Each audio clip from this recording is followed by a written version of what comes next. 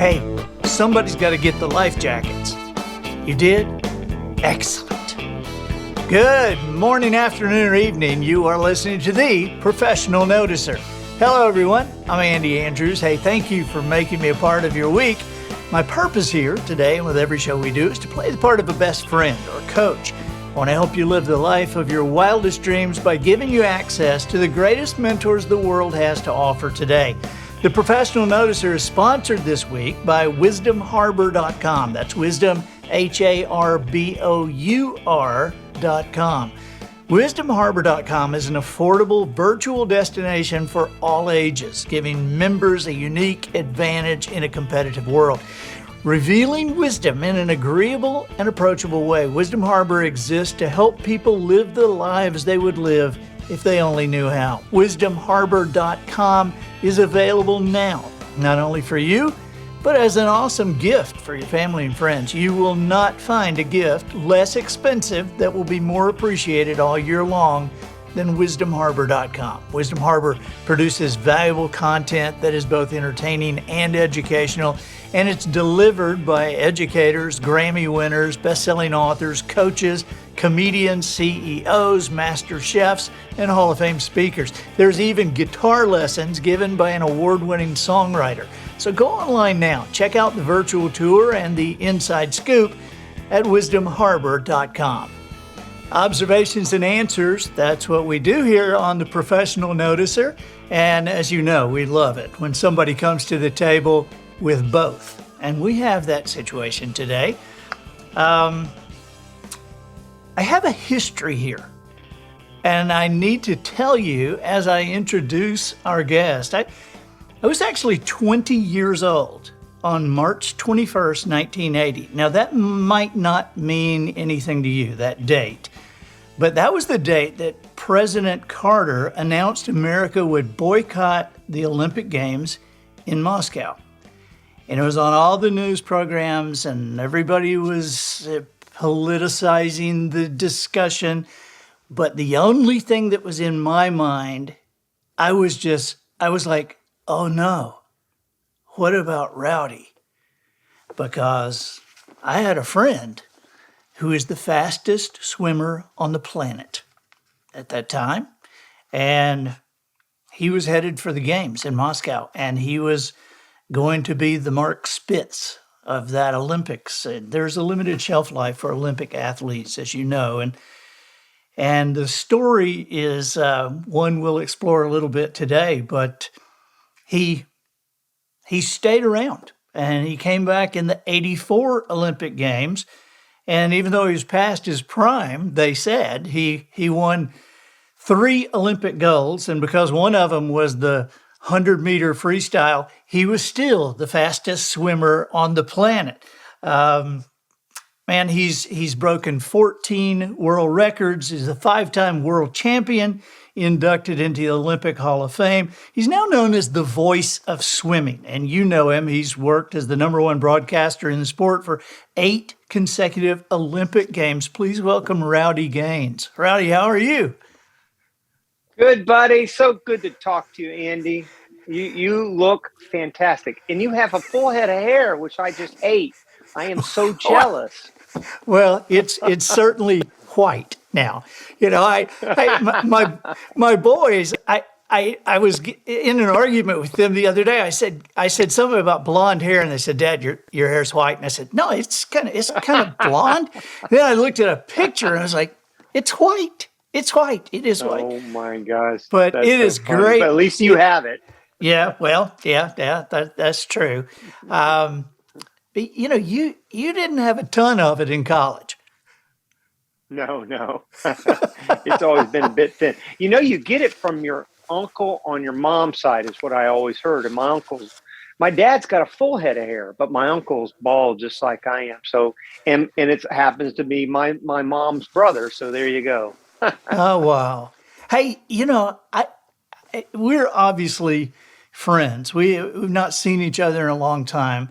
But I have followed your career ever since we left school. And I never will forget just being just, it was, and I can imagine if it was a gut punch for me, what was that like for you to have spent all that time preparing for the Olympics and to be Yeah. told we're not going? Well, and that's the issue, Andy, is as you know so well, uh, the Olympics is is the pinnacle of success in our sport. You know, we don't have a World Series or Super Bowl that if you miss it one year, you get a chance to go back the next year. My favorite team in baseball is the Chicago Cubs, you know, and if the Cubs don't make it to the World Series yet one year, at least I only have another year to wait before I can Yeah, hope if again. they don't make it one century, at least you have another century. Well, we had to wait 108 years for it to happen, but there you go. But it did happen in my lifetime, and that I can die a happy man now. But in swimming, it's every 4 years, and so that journey of mine, along with a ton of other athletes, was an 8-year journey. It wasn't just a 4-year journey.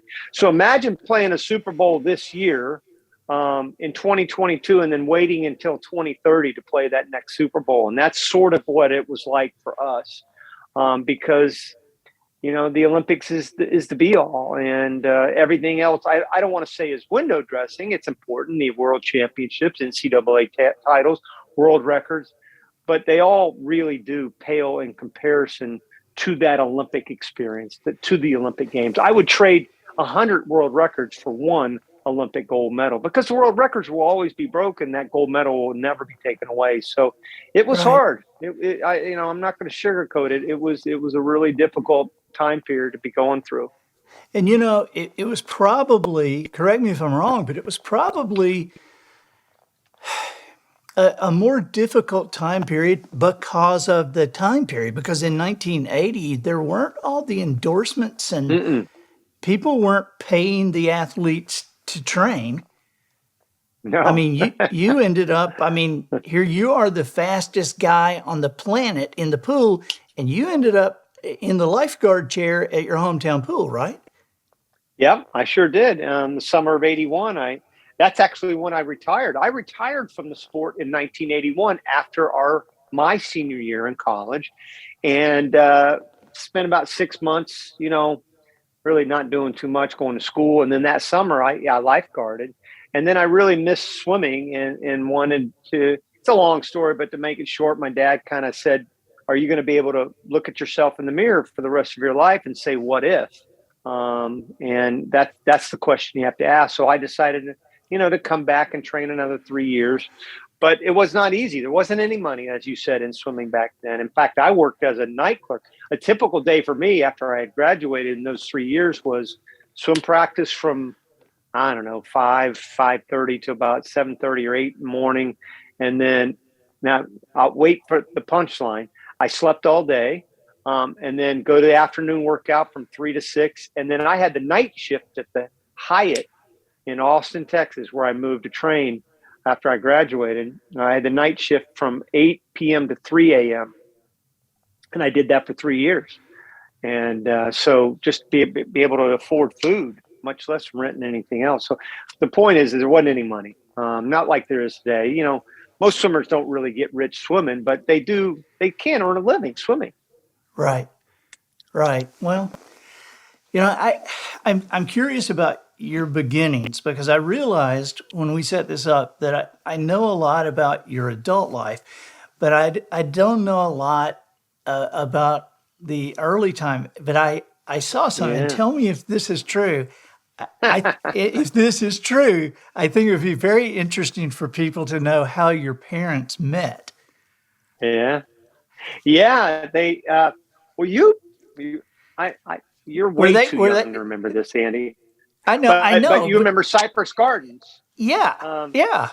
our generation will remember Cypress Gardens. It's one of the very first attractions in the state of Florida, and it was a water ski place. They had beautiful gardens, obviously, but it was a water ski show. And my parents met in this water ski show called Cypress Gardens, and they got married. And we lived on the same lake as Cypress Garden, and my parents would take the boat across the lake to go to work every day, and my grandparents would babysit. And so, it was an idyllic life for sure. Oh my Growing gosh. And up so in your Winter Haven, parents were in Florida. one of those water skiing pyramids there, and then Yep. they Had this little baby I'll email tadpole. you.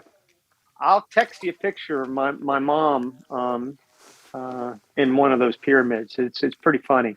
Okay, I would love to see that. How how old were you when somebody thought, "Oh, this kid can swim"? I mean, like Well, more Andy, faster. yeah, right. I knew how to swim, obviously, because we lived on a lake. So Sure. my parents thought it was really critical that I knew how to swim. So I learned how to swim before I learned how to walk. I was 9 months old when I learned how to swim. But I didn't start competitive swimming until I was 17. I was a junior in high school when I went out for my high school swim team. Really? And yeah, and it's a bit of a crazy story. Again, to make it short, I tried out for 5 other sports before I tried out for swimming, and I got cut in all 5 of them because I stunk in all 5 of them. But I never gave up. I just said, swimming's the next sport in line, and I said I'll try that, and it ended up sticking. Obviously, That's I didn't get cut. interesting. Yeah, you didn't get cut. That's interesting though, especially for parents that grab one thing and feel like their kid has to start at 5 years old if he's going to have a career. And here you weren't What? until 17. Yeah. You didn't even try. Yeah, I'm not a big I don't agree with that, at least in my sport in swimming, because there's a lot of burnout in swimming. I think it's great that they start at 5. I just think they should be well rounded at an early age because Olympians aren't born at 8 or 9 years old. In fact, there's a record. There's never been a person in our sports history that had broken a national record at 10 and under ever make the Olympic teams. The point is, it doesn't matter how good you are at 10 and under. History will prove you'll never make the Olympics because our sport is so difficult. So I wish I would have started a little earlier than 17. But I have no regrets, Andy. I lived a great life and went through all kinds of sports. That's what we did as kids. We lived outside. Right. I don't know about you, buddy, but I never spent a minute indoors Yeah, me um, either. as a kid. And so, it was a great life and playing little league sports and all that stuff. It didn't matter how good you were. But I realized when I got to high school that my parents weren't going to be able to afford to send me to college, or at least not to like a school like Auburn. And I knew I loved sports. And that's when I started trying out for all these sports because, my stupid goal, which was, again, kind of a dummy, but I said, "Oh, I'm going to get a scholarship. I'm going to try out for the football team and get me a scholarship." And obviously, it didn't quite work out that way for 5 sports anyway. And then swimming, Andy, I listened to you. I've listened to you for 40 plus years, and you are so funny. But when I listen to you, it just sounds like you have a passion for what you do. You enjoy it. You love it. I do. I And do. that's what I did with swimming. I love swimming. It's still part of my life. It's part of my DNA. I still swim every single day. And when I went out for the high school swim team, I just fell in love with it. That's that's awesome. You've mentioned a couple of times. You just kind of offhandedly said, "Hey, this sport's hard." How how important is the mental state for I never will forget being in a golf cart with Nancy Lopez when she was choosing the Solheim Cup, taking the Hmm. captain's picks, and so we were riding around the Hmm. course on a practice day, and she talked to this one girl who hit this great shot, and then Nancy pulled away, and Nancy went, and I said, "What's?" And she said, "Well, I just love her and she's great, but I can't choose her." And I said, "Why is that?" And she said, "Because she just can't do it on Sunday."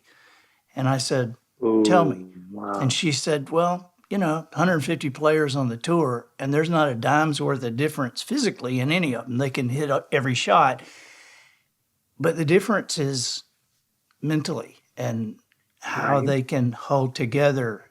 And so how important is that mental part in the pool? Well, it is so critical in so many aspects. First of all, because you have to deal with the physical part. We were sitting behind the locks right before my last race at the Olympics, Andy, and it was the relay. And the guys and I were sitting there trying to add up how many miles of swimming we had done in 8 years. Remember, it was an 8-year journey to get to this point where my race lasted about 49 seconds. In fact, I won the gold medal in 49.8. And in 8 years, I swam about 24,000 miles, which is the circumference of the globe at the equator. So if you start at the equator and go all the way around the world, it's about 24,000 miles, give or take a mile or two. And so figuratively, I swam around the world to swim this race at 49 seconds. But my point is I think because of the physical part, you have to be really mentally tough to be able to, or at least mentally ready. I don't think you have to be perfect. I think you have to be consistent. That's the key to, I think, success in anything. Sure. And, what do I know? I'm just some washed up old jock, but I'll tell you that when I was swimming, I wasn't perfect by any stretch of the imagination. You're not going to hit every joke, right? Right. But you're consistent, in your preparation. And I think that helps prepare you mentally better for the task at hand physically. Does that make sense? Yeah. So when I'm swimming 6 hours a day, swimming 10 miles a day, 6 days a week, 50 weeks a year, you prepare yourself pretty good by doing the right things mentally to prepare yourself physically. And that's a bunch of cliches, a positive attitude, surrounding yourself with people that are like-minded, that have like-minded goals, and that's what I tried to do. Again, I failed miserably plenty of times. There were plenty of times I hated swimming. Right. But the word is consistency. All right. I consistently had a passion for it, and I consistently wanted to be successful. Well, and cliches are cliches for a reason. It's because they have proven to be true over time. Right. What is here's an odd question, but what is the slimmest margin by which you won a race? Well, the slimmest margin I won. Well, so I won the gold medal in 84 by 0.4 of a second. But I've lost plenty of races by hundreds. So I lost the World Championships, which is next to the Olympics, the biggest meet in swimming. I lost the World Championships in the 200 freestyle one day by 3/100ths of a second. And the next day, I lost the 100-meter freestyle by 1/100th of a second. So 1/100th of a second, if you look at your little fingernail, Andy, and you take half of that little fingernail, that's how much I lost the 100 freestyle by. 1/100th is about a half of a fingernail, little fingernail, when you're traveling at that speed of swimming into the wall. So, I've lost some races by the slimmest of margin, and I've won some races by that much too. What do you? I just that just blows my mind. Just the physics blows of my that. mind too now. Yeah, I bet. Because that's like 1/100th of a second that's faster than the beat of a hummingbird's wing. Yeah. That's faster than a blink of an eye. Yeah. Yeah. It's pretty amazing that, first of all, that we have the tools to be able to measure something like that. And then Right.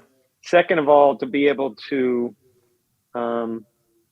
Michael Phelps won the gold medal in Beijing in the 100 butterfly by 1/100th of a second. If you remember that race back in 2008 when he won 8 gold medals. I watched you call that. That. So where I'm screaming 1/100th of a second, 1/100th of a second. Yeah, that swimming has a lot of races like that. We had a race in 84, Andy, where my race, the 100 freestyle, but on the women's side, where the two American women, they tied for the gold medal in the 100 freestyle to the 100. They don't go to the 1,000. They only go to the 100. In track, they go to the 1,000, but then in swimming, they only go to the 100. And so they tied for the gold. We've had a few races tied for the gold, and we had a race in 2000 tied for the gold too. Wow. So you said that sometimes you hated swimming.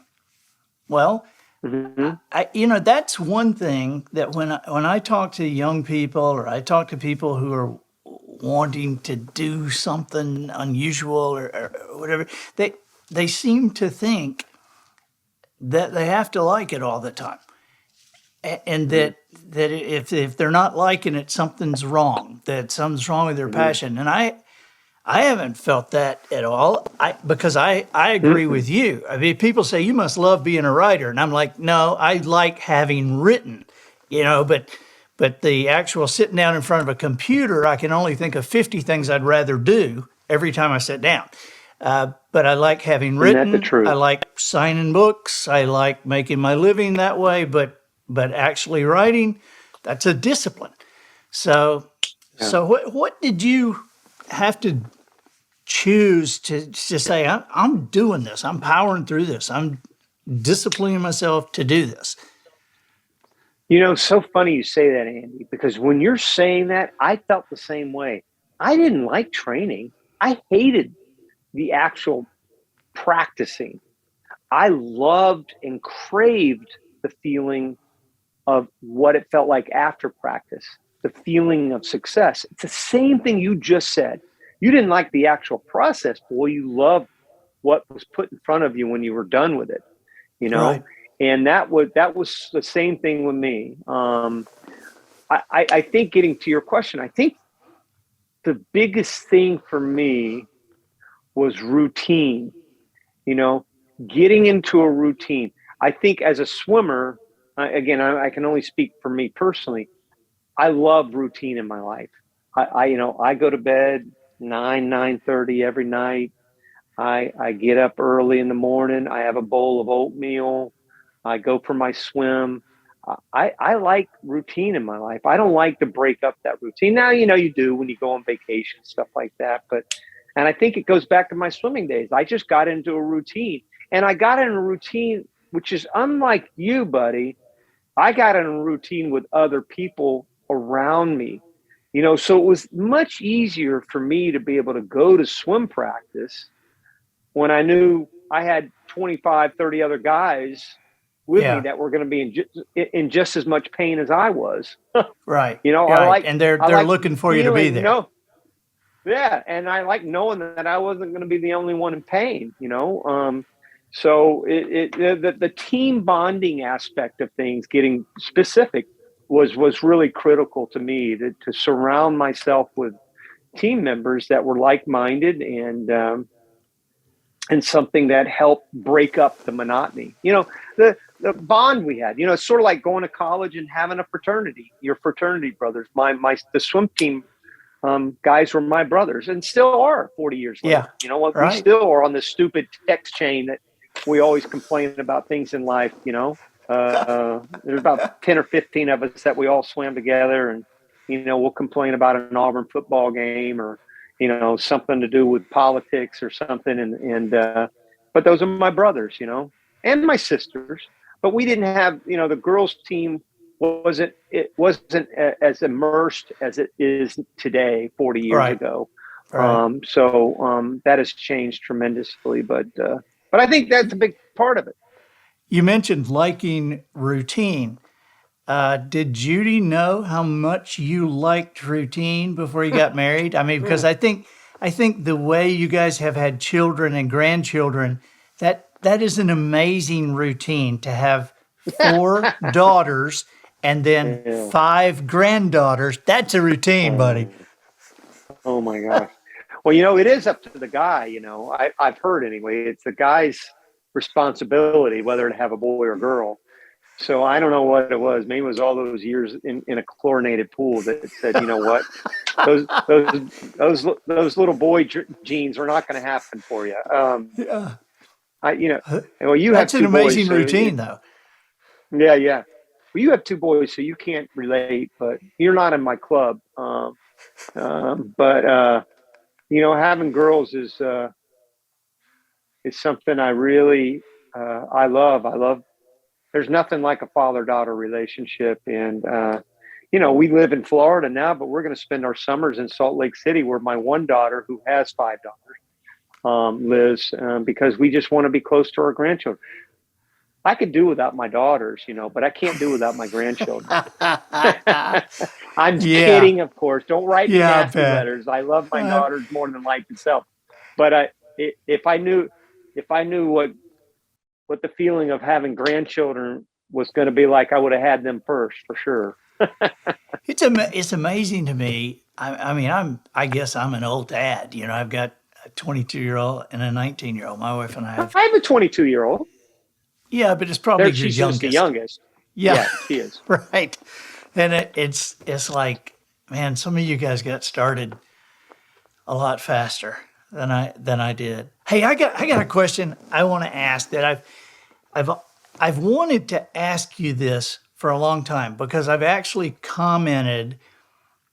In fact, a couple of weeks ago, I was talking to a guy who was telling me that his brother-in-law was like is some professional wrestler, and Hmm. is the big hula acting thing, and he's Hmm. big and pumped up, and so he was telling me what this guy ate, for like breakfast and then lunch and then dinner. Hmm. And it was a lot. But I told him, I said, you know what? I said, that may sound like a lot to you. I said, but I've been to a pizza buffet with a 160-pound swimmer in college, and I thought he was going to close the place down. And so how many calories when you were training, how many calories did you consume? Because I never will forget going to the pizza place with you and seeing you guys like four pizzas a piece. Yeah, you know, swimming again. Think about swimming 10 miles a day. Think about running 10 miles a day, I'd right? rather not. So, right, and so that burns a tremendous amount of calories. And I always had trouble, Andy, gaining weight.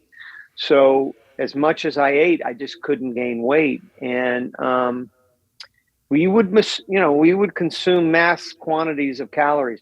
Now you have to remember back then, um, we didn't know as much about nutrition as we do now. 40 Right. years ago, we didn't. We just would go in and eat steaks and whatever it was that probably you wouldn't eat as much of now. Um, but you remember Sewell Hall, don't you, at Oh Auburn, yeah. where Oh the yeah. athletes ate?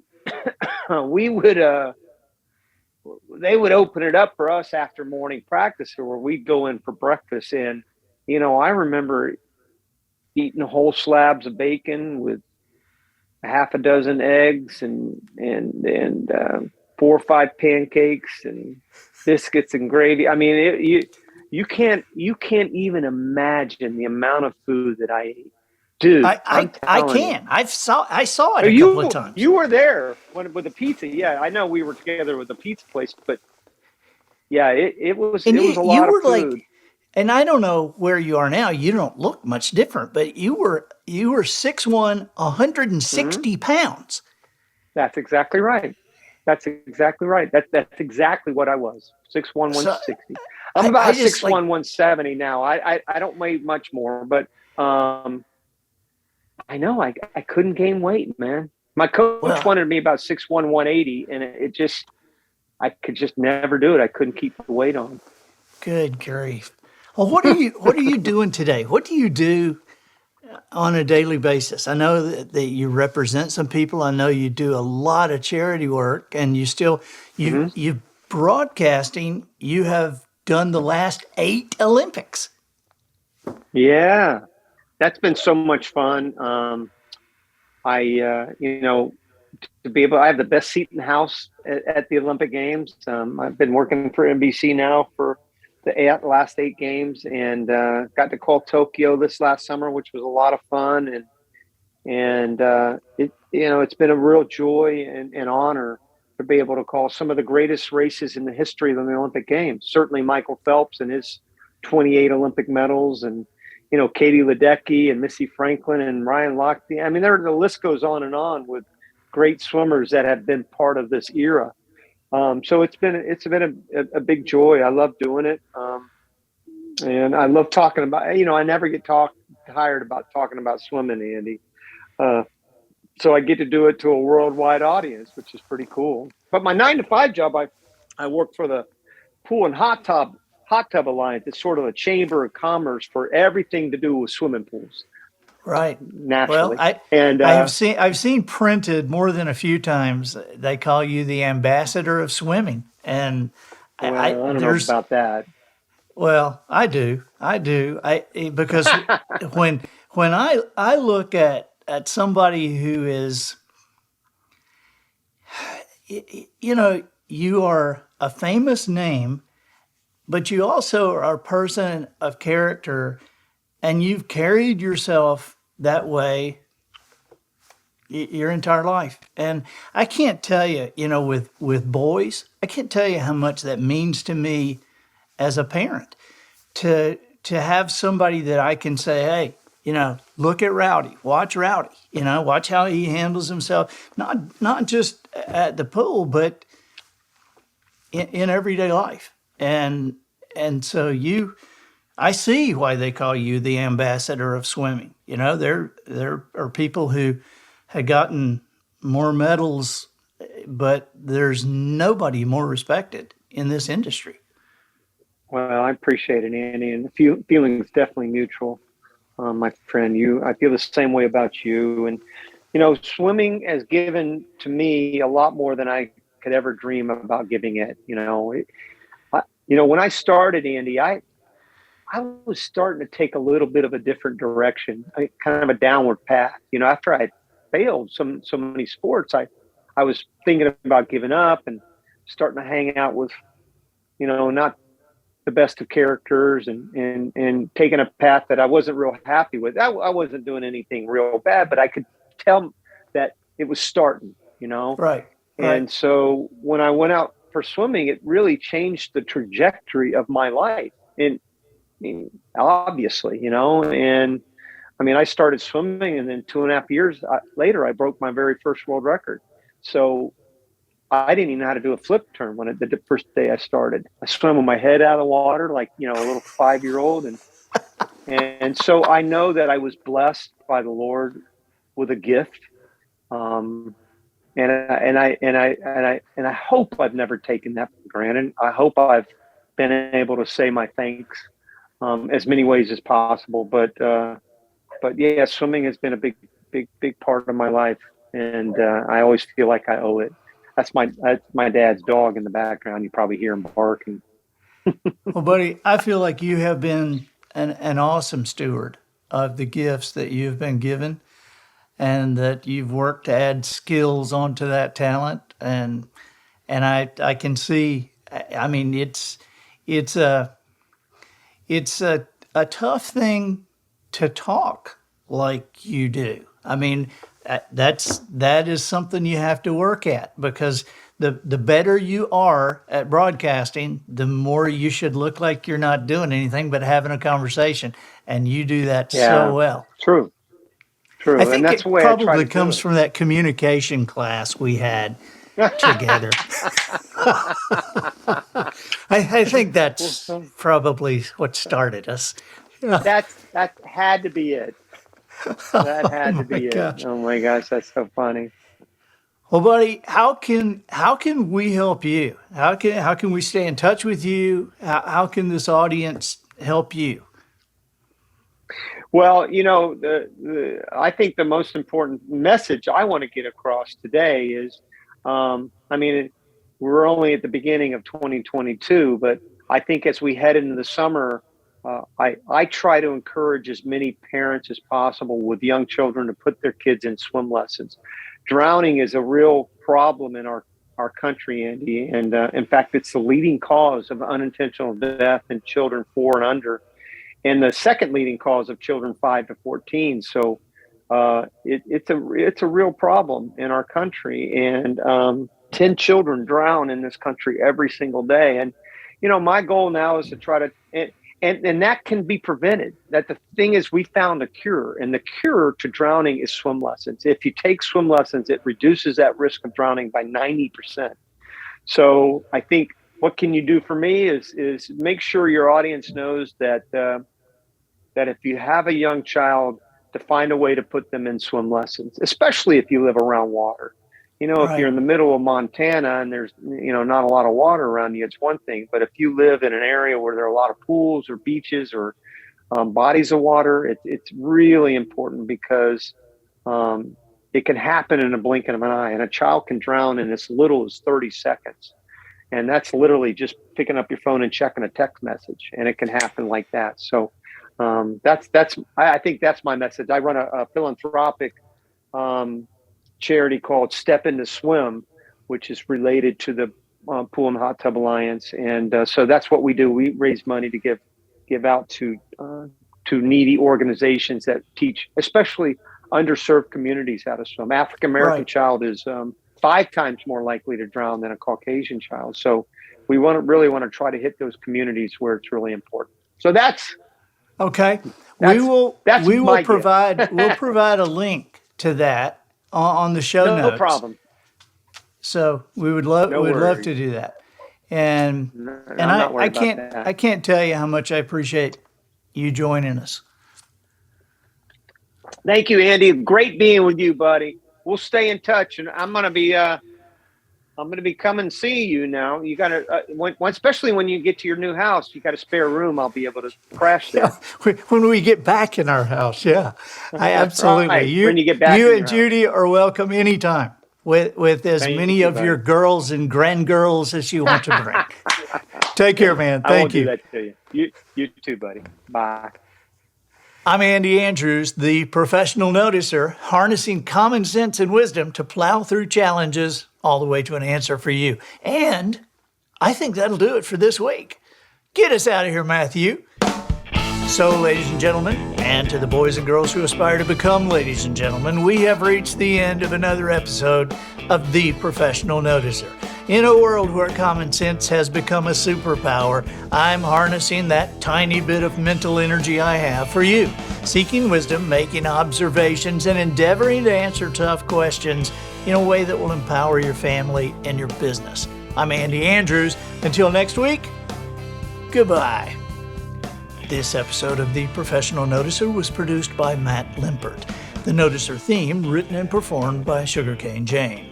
Snorkel gear for the cast and crew provided by Twinkle and Smoke of Beverly Hills.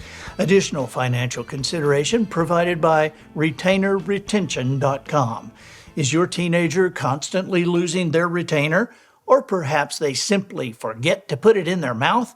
Are you panicked by the thought of having spent thousands of dollars only to watch those expensive teeth float back to where they were when you still had all that money? At retainerretention.com, we now have an answer to your teenager's problem. There are several workarounds we offer. For girls, there's the necklace bracelet kit with a fastener that clips directly to the wire.